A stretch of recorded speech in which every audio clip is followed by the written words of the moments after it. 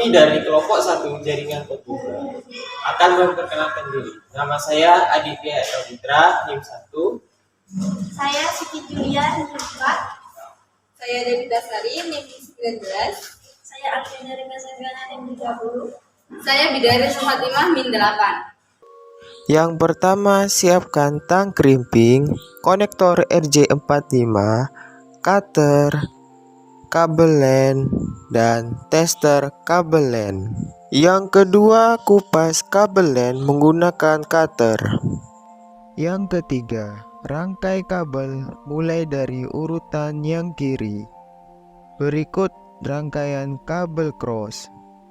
Berikut rangkaian kabel straight. Setelah itu, masukkan rangkaian kabel ke konektor RJ45. Kemudian rapatkan kabel menggunakan tang krimping. Yang terakhir, uji rangkaian kabel di tester kabel LAN.